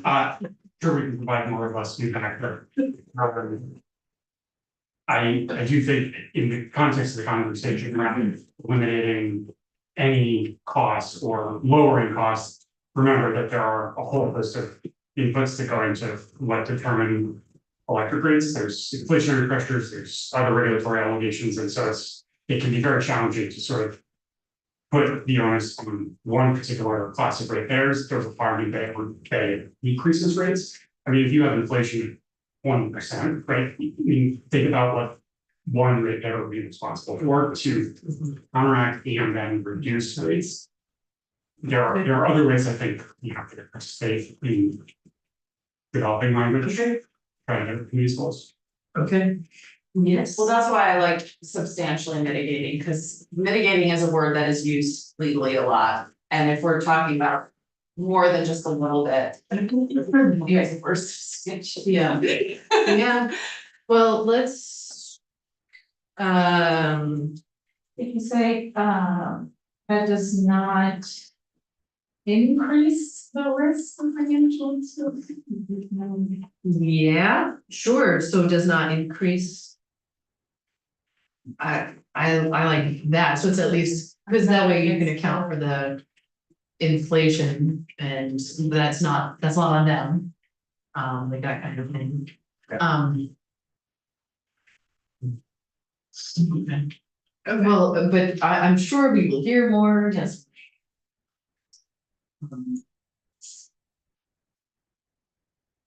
Would you like to say something? Ben really Walsh for Deep for the record. I wasn't planning on doing the from the peanut gallery thing, but we're doing that. We're doing it. The bottom of the two here really speaks to costs incurred as a result of data centers flooded. And so I would That's the place to. suggest something that's supposed to be eliminated, or do something like Mr. Zwicky suggested, because we're talking in this particular sub division about the cost specifically because the data center is being constructed. So I think if I understand the committee's goals, I'll say sort of the Beaker's goal would be to constrain any additional costs as much as possible, and then by doing other things, also bring benefit to reduce rates. Mhm. And so it seems to me a both and, but this one is really about the cost because of them coming. Mhm. Okay. Let's keep going. Other thoughts? Yeah, I mean, I think what Ben is saying, I mean, the way I heard it, anyway, you can correct me if I'm wrong, Ben, but is that the place to get into the details is actually in paragraph 2 down below, because that gets into the details, what the contract should include, and that the mitigating risk up here doesn't need to be as specific. Mhm. Mhm. I think that's. So just leave mitigating. I don't know. Well, I feel like they should. Share does not like that word, so I don't- you should come up with another word. Yeah, we can flag it and come back to it, but I like. I think Maria knows what we want. and Yeah. I think maybe we just wait for the next. Yeah. Yes, go We ahead. had study land doing that, it's not. Does not increase, yeah. Yes, right. And then, or we'll get to two and then, let's just make sure one is okay, submitted in B1 line 12.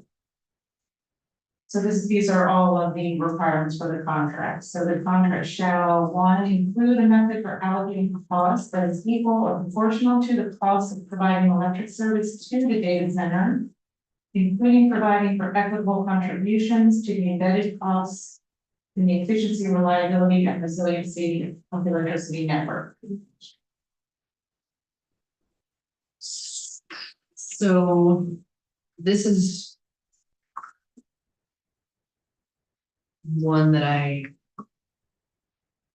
want to come back to, but I think I might do that another time. I do have an idea for the contract. I'm not sure where the right moment is to suggest it.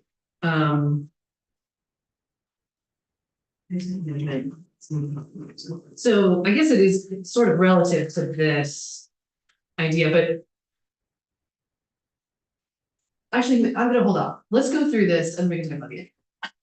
Okay, Okay, line. yes, As it reads, this section, putting aside what you may have thought. yeah. If your budget was, am I okay with that section, I'd say yes, Mhm. as it There's an idea.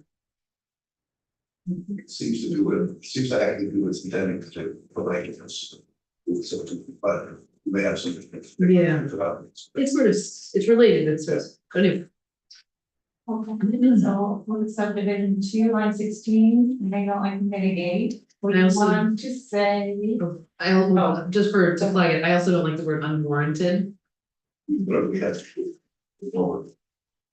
the only thing I'll say, and it doesn't have to be unwarranted, is that I think the point was to kind of then further define what is meant by unwarranted costs in this context. So including any electric generation distributed or infrastructure incurred to meet the load requirements of the data center. Or blah, blah, blah, but Yeah. because the data center is the cost causer, they would be unwarranted for other rates. Does that make sense? Sure, it's like I don't- unwarranted for, so incurred makes more sense to me than unwarranted. Do you, again, I don't even know if warranted costs is that a word? I don't know, it sounds weird to me. Is it is a word, okay, well. So ensure that other ratepayer classes do not bear Yes, yes, costs yes, attributed to the data center or Yes. cost by. yeah, sure, I think any of that would work. Incurred.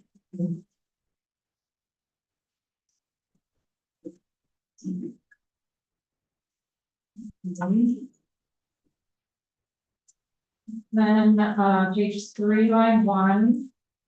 Specify the duration of the contract and the date or the estimated date that the electric company will begin to provide electric service to the data center. 4, line 4. Obligate the data center to pay a minimum amount of percentage based on the data center's projected electricity usage. The Sorry. duration of the. I apologize, can we go back? Sure, must include, they have any vision. I have a note on this section about ISO New England. And how the costs are split. I'm gonna have to think about what my note means, I'm not sure. Do you have that same? But why, what is your note? Somebody said it. Yeah, It says, how does this interact with ISO New England cost share? Question mark. yeah, okay, that is more clear than my note, which says ISO England split question mark. Like about for transmission upgrades, like Yes. regionally. Yes. Mhm. I'm not sure if that gets to this. I don't know. because I think this is just the retail cost. Yeah, I don't know that this was my thought, I think this was Something- somebody, Okay. somebody. I'm not sure, so Testimony maybe I just. brought that up, and Well, I mean, it, you don't think it would interact with it, I'm not seeing it, but that doesn't mean there's something. you know more than I do. well, because there's Not much. the second sentence of this paragraph is including any electric generation, that's separate, but distribution and transmission infrastructure, I mean, presumably transmission infrastructure could be that which is, you know, governed by Velco or ISO New England. Does that make sense? Okay, so if there's new transmission infrastructure Yeah. caused by power demand of the data center. Right. Should the data center be responsible for that, or might there be some regional Right. contribution? You know, now that I'm thinking about it, because there's some formula for Very- how much we bear. Yeah. In terms of the need for cost, for transmission upgrades. And so I think we need to understand how. If we're gonna need to upgrade transmission infrastructure because of a data center. Yeah. How does that interact with that formula? So maybe for the time being, say in a manner consistent with the regional formula for allocating transmission. Yes, but also, I mean, this does kind of go back to like. Okay, by having this data center here, now you have to. You have to upgrade this, and that is gonna be on all ratepayers to pay some percentage of it, so that does kind of get to like. You're causing rates to increase. For everybody else, because you had to upgrade this transmission infrastructure, we don't want that, we don't want that cost to be borne by. Right, you everybody want else. the data center to Yes, say the Vermont yeah, allocation. right. And then the rest of the region, pay the whatever. Right, percent. right. If, which I think this actually does, sorry, I'm going off a little bit of a tangent here. But I do think that this actually relates to something that Mr. Shaw was saying about asking utilities, well, we can get. Other distribution utilities weigh in on this, but to do some kind of analysis as to like, if we set the threshold at 10 megawatts. Like where in the state could actually handle that? There's something, there's an interaction here with like the location restrictions to say, yeah, you could put one down at Vermont Yankee, that's fine. But we can't handle it up in the Northeast Kingdom or wherever, right, like that, that there's some ask about where these could go, and then beyond that. If you're gonna need transmission infrastructure upgrades, then that's gonna be on the data center. Yeah, there are variable constraints all over the state. Yeah. Depending on infrastructure, water, Yeah, it makes me wonder about. And I'm not sure what I'm about to say, but it makes me wonder about the possibility of having, of asking utilities to do an analysis of possible locations. Anyway, happy to get more feedback on that. I worked with a couple very small data center projects, and the first question they ask is, where can you get them? Mhm. Like they go to the Right. utilities. Well, sure, they can act there, but I think the larger thing is where is the best place to site them based on the. Infrastructure that our grid has right now. And that's what the utility companies would tell. Well, I wonder if that analysis was sort of done ahead of time as a map, does that end up meaning that they, Well, not a map. No map. That's yours. Let's do that tiers. Okay. Where they- Well, I'm just thinking like, does that end up ultimately attracting them? If someone in the industry can say like, oh, look. We already know, that's where they could go. I think they pick up the phone and find out pretty quick. Okay, so maybe that's nice. Okay, that's fine. I mean, I think we should ask. We should do that. Yeah. We can have. Because it sounded like what, from the testimony we just got, that. That it's not just to pick up the phone and ask, that there is needs to be some upfront analysis. Or that would be helpful. Yeah. Yeah. I mean, I think the utilities, they already know, like, they know how much is available at every substation, they already know. Yes, go I ahead. was gonna say, Green Mountain Power they did that in solar. Mhm. So everybody jumped on the bandwagon and wanted to put in, bigger fields, but can't put it there because, we just upgraded the substation and it won't sell. So that power, power accepted. But you're gonna have to weigh in. But what you're also getting at, beyond just where it could work, is having the state think ahead, rather than reacting to an application that they would, that kind of include when the application goes in, Mhm. have thought it through ahead of time to some extent. Mhm.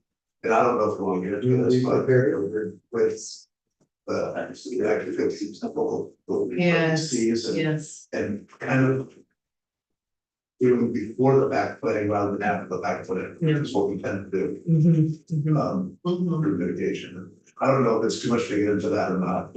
Right. But Okay, well, open question, we don't have to decide right now. Yes, So you don't have to decide, but just make the first meeting, there are a couple of planning documents that you did want to specifically, Mhm. each utility does an integrated resource plan for 3 years, so if you wanted to say it's part of that plan. Identify potential sites, I mean, they're just gonna know the power, I don't know to what extent they're gonna look at water or other. Resource, and then there's also a long range transmission plan that looks out 20 years maybe. You could incorporate the recommendation.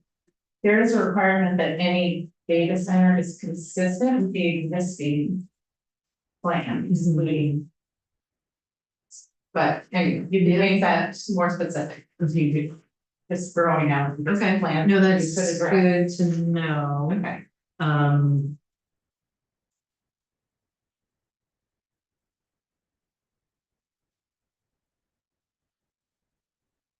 Okay, just gonna make that as a note to myself, but in any case, would love to have some language in this paragraph about the interaction with the ISO New England. Or, that form line. Bears the cost. Okay, this is gonna take us a long time off through this. So, all right, let's keep going. So we're on 4, right? Obligate the data center to pay a minimum amount or percentage based on the date. Are we wanting that in this section? Project electricity usage for the duration of the contract to ensure compliance with subdivision 1. So the contract, this is to ensure against, they don't go bankrupt and leave. They have to pay what the utilities are building for. So it's kind of a stranded costs. So they are under contract to pay them for. Okay. Yeah, Senator, did you have something? No. Okay. Great. And then 5, include a reasonable charge for demand in excess of the data center's projected electricity demand at the time the contract is entered into. So if it exceeds what is projected to use, that there's some formula, how much will be charged. 6, include a collateral requirement sufficient to mitigate the risk of stranded costs. So there's some financial instrument, bond, whatever, there's additional security for the utilities and retailers. 7, include provisions requiring implementation of demand side management operational measures for the purpose of maintaining grid stability and efficiency, including demand response and flexible load management practices, such as load shifting, peak shading, and the use of distributed energy resources. And then at least in the house, the distributed energy resources could be battery storage or on-site generation of energy. Well, is this where we would want to include things about the oh yeah, the batteries,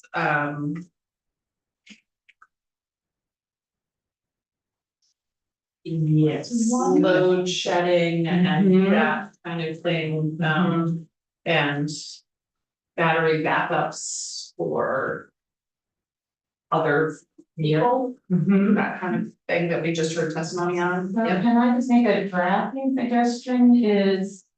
It seems like there are a lot of requirements on that demand side management. Yes. That maybe that should be a separate section of law that's referenced here, or is consistent with the requirements of, because it seemed like there were many different things. Yes, and that's And fine. then you can address it all. in one. Mhm.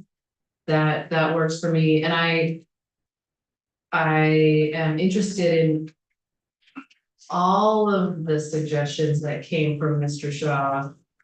I mean, the one was about ratepayer protections, which I feel like we've sort of already talked about, but the other three being the requirement for batteries or some kind of virtual power plant.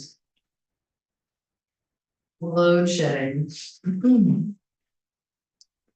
Which there was a lot to digest in there, so I don't have this right, but it's right on this, but my understanding, like the load shedding was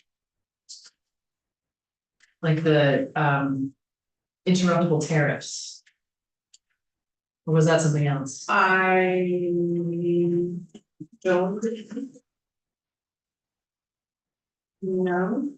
That would fall under demand side management. Yes, yes, The load shedding is when the data center could be told you have to go down because we're at peak and yes, need to be hospital, so then we don't care about data center. yes, that. That's load shedding. Yes, And that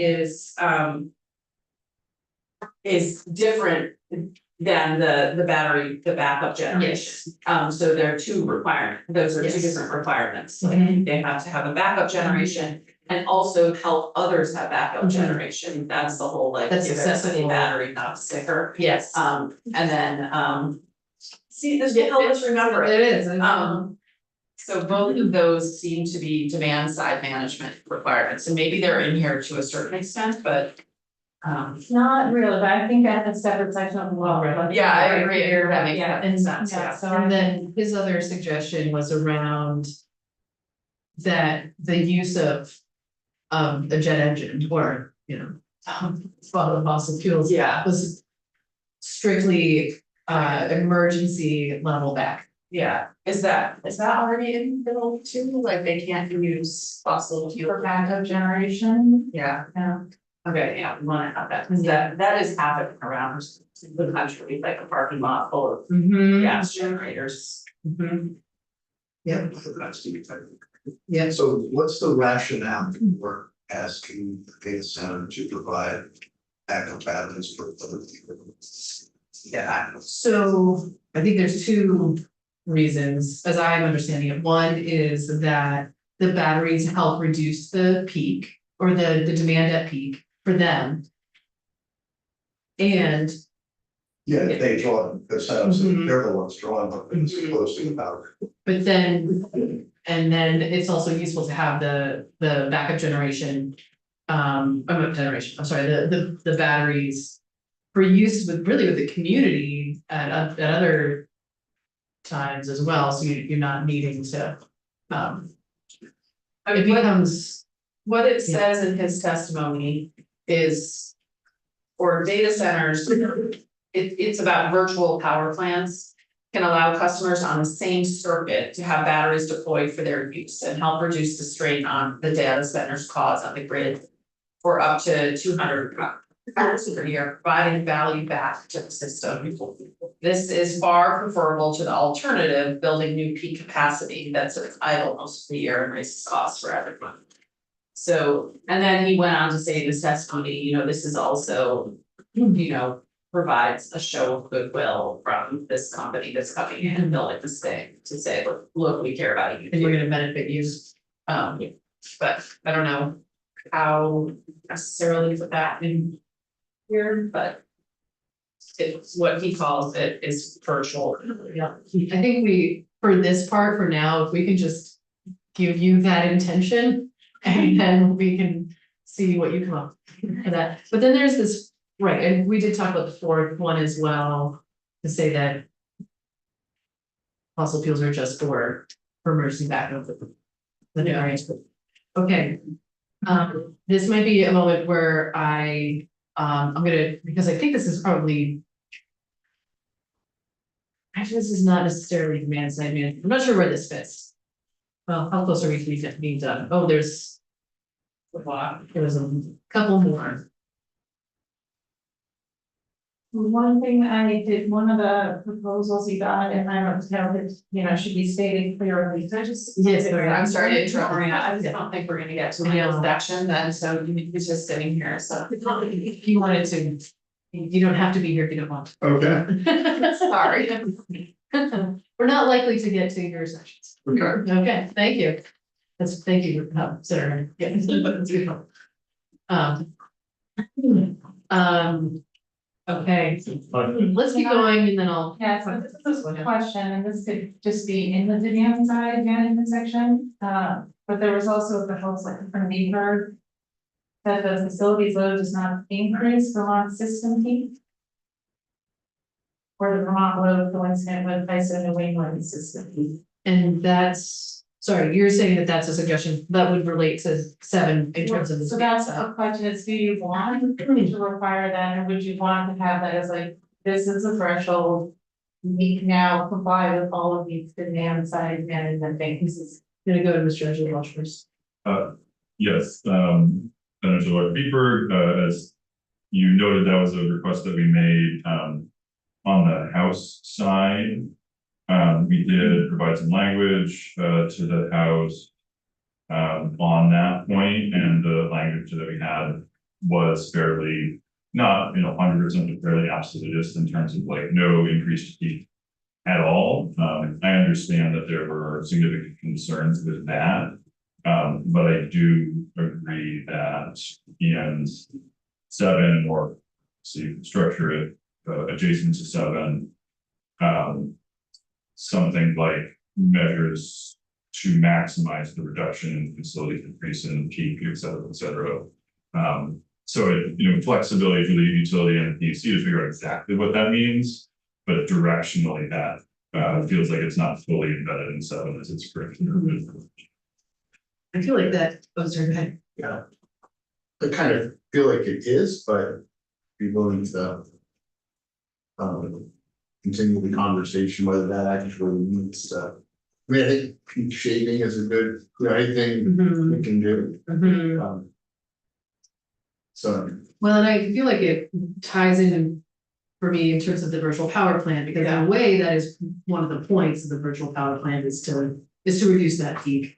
So they feels related to me. I'm happy to put it in there. We can have more conversation about whether it's necessary and then go from there. And it also, in conjunction with the virtual power plant, is actual on-site data storage or energy storage at the data center.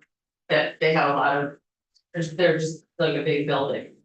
And so they can understand what is the difference between a virtual power plant and battery storage or hydro storage or any other type of I storage? think that's what it is. It's what it is.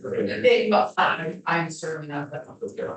And when I understand it, there's gonna be multiple battery systems that are together. So the utility remotely controlling that, so the utility could take off the, Okay. I don't know, I mean, I know I heard the last witness talk about the remote control of their locations, but. Right, it's not just a nice little agreement you have, like, probably with. So they can actually. They actually, That makes sense. So the question, when you say they say we're doing this, who is they? Say, got the always they, the data centers. They're written, sure. Yeah. Could be ISO. So it's really just as adding to the capacity grid for each. Yeah. Yeah, Okay, let's keep going. So then, subdivision 8 line 15 includes provisions for the collection of first receipts taxes, energy efficiency charges, and any other fees and charges that may be applicable to electricity revenues. So again, these are existing taxes and fees. we don't have, given that it's talking about money, we don't have to call out property taxes, because they would also pay property tax. Okay, but that would be taxed and stuff, Yeah. There's one more and then I'm gonna talk about my idea. Go ahead. And then finally, and any other terms or conditions required by the PUC that are consistent with the purpose of this section and in the public interest. Okay, so there's one other thing that I want to bring up, which is that one of the suggestions that we heard was that we require that, because these are such a huge demand, just even off the bat, that we require that they have, that they're 100% new renewables. So that, largely speaking, there's no increase in the amount of carbon that's going into the atmosphere as a result of these. I also hear from the distribution utilities that like that is can be really hard, especially because of what's happening right now in terms of squashing offshore wind. That's happening at the federal level. So new renewables are kind of, they may be harder to come by, but we'll see about that. But one, because I am interested in like maximizing the amount of new renewables that these plants are using to generate power that they're going to need. So I would love some kind of construct where we say you have to get as many new renewables, as much of your load has to be new renewables as is possible. And then maybe we have the PUC involved to say, is that the right amount, right? Like have you gotten as many new renewables as you can? And then there's likely to be a gap. And beyond that like in realistic terms is probably electricity that is largely going to come at the expense of like more carbon just going into the atmosphere. And so to make up for that, would love to just say for the remainder, there's effectively, it's not exactly an alternative compliance payment, but that's kind of the idea to say that you have to help Vermonters reduce their carbon pollution by same or similar amounts. And so, we're getting as much renewables as possible, and then the rest is like gonna benefit Vermonters. Build a nuke. What is what boundary? Well, I mean, what I'm thinking of in terms of like, okay, so the remainder is, we're trying to reduce carbon, right? And if you're paying for that, then that could go to help pay for other things that are gonna reduce carbon for Vermonters in general, so that, thinking about like more geothermal, more heat pumps, more EVs, like whatever, just other ways to reduce carbon if we're otherwise looking at increasing carbon as a result of these data centers. So to the extent that they can't use renewable energy, they have to offset it by helping. Yeah, help us offset our carbon. Something I've been thinking about since before this budget. Yeah. Since we started the bill, and started actually. Yeah, We're just adding more and. right. So anyway, that's one way to get to it. Sure, I mean, if we can try to come up, do you have language? I don't have language. Okay. And I wanted to float it with you all before I was like, but if there's no objection at this one, What do you think, Terry? You okay with that? We just have to be, I think, realistic. I think, what is it, ISO New England on an annual basis, wind and solar are like 7% of all generations. So I think we do have to be a little realistic. right, yeah, right, About the Yeah. scale. yeah. No, I think that's fair. And I think this is a way to get at it, but I hope is realistic. So, So instead of a sticker, they could give everybody an an EV. EV, that's. Right. So, what we're talking about right now, I mean, all the things that we've been talking about so far, I mean, we're gonna keep going. But we're gonna run out of time here in a little bit, but all of this is heading towards a new draft. And so leaving that to you to come up with how to frame that, if that makes sense. Okay, and then we'll we go from there. Okay, so we made it through, oh, actually, there is one other thing I wanted to say, which is about. Number 3 in this list. At least I have it as 3, it's the duration of the contract. Just wanna flag that we had this other provision to be like, you can't just up and leave. I wondered if we want to set like a minimum duration for certainty, yes. So what a deactivation. There's a part of the bill that does that, it talks about that, yeah, that we haven't gotten to yet. I wonder, I feel like there's gotta be the right balance. Yeah. Between stability of like they're here for a certain number, they're not gonna just abandon ship. Mhm. And having such a long contract that changes can't be made Yeah, as circumstances change, which they will undoubtedly change. inevitably, yeah. So, like, I don't know what that yeah, length of time is. yeah, anyway, I just wanna flag it, we can talk more about it. And then that, of course, then does tie into Senator Williams' comment. Might be first, right? Yeah, yes, yeah, I think that. it relates, Yeah. okay. Okay, cool, thank you. Moving on. I believe we're on page 4, subsection B.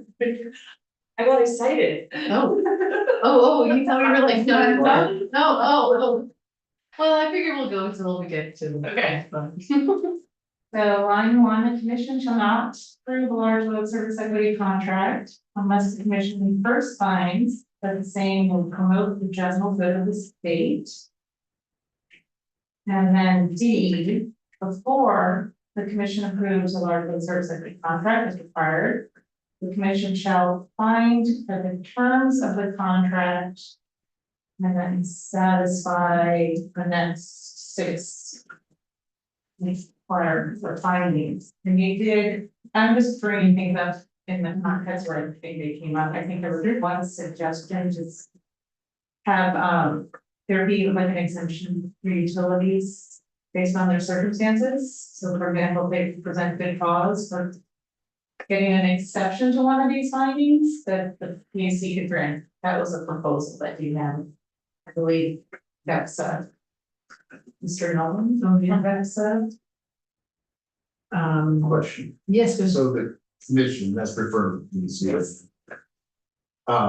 Promote the general good of the state, do they just look at the energy, or are they looking at, development and labor, or what, when they decide general good, what's their? It's a great question, and I should go look, Okay. so this language actually was taken from the 248 is citing. Okay, So I'm gonna look into see what lens, I